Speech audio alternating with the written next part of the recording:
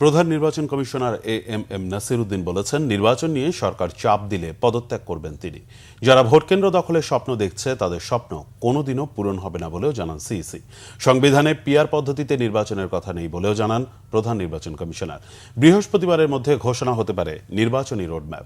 রাজশাহী থেকে পরিতোষ চৌধুরী আদিত্যের তথ্য, ছবিতে ডেস্ক রিপোর্ট।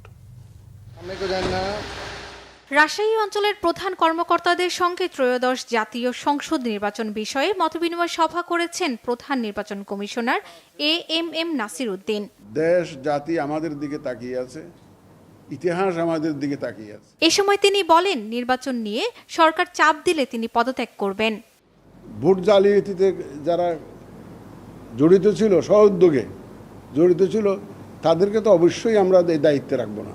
আমার বিশ্বাস আমার অফিসাররা আগের মতো সেরকম আগে করেছে, যেহেতু আগে চেয়েছে, আগে নির্বাচন কমিশন থেকে অনেকে চেয়েছে, আগে সরকার চেয়েছে, কিন্তু আমাদের তো এখন সেরকম কোনো সমস্যা নাই। আমাদের এখানে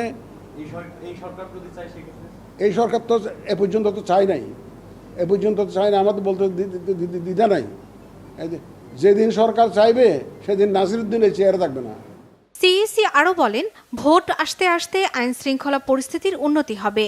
যারা ভোট কেন্দ্র দখলের স্বপ্ন দেখছেন তাদের স্বপ্ন কখনো পূরণ হবে না। যারা অস্ত্রবাজি করে ভোটে জিততে চাইবেন তাদের জন্য দুঃসংবাদ অপেক্ষা করছে। সুতরাং অস্ত্র উদ্ধারের একটা অভিযান চলবে এবং ফিল্ড লেভেলে অ্যাডজাস্টমেন্ট, যেটা অফিসারদের লেভেলে যে অ্যাডজাস্টমেন্ট, প্রশাসন থেকে আরম্ভ করে পুলিশ এবং আমাদের নির্বাচন কমিশনের সেই অ্যাডজাস্টমেন্ট, এটা একটা চলমান প্রক্রিয়া এবং ভোটকে সামনে রেখে আমরা কিন্তু এই অ্যাডজাস্টমেন্টগুলো করছি।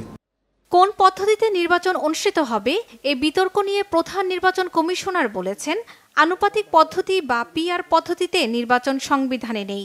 সংবিধানের বাইরে যাওয়া সম্ভব নয়।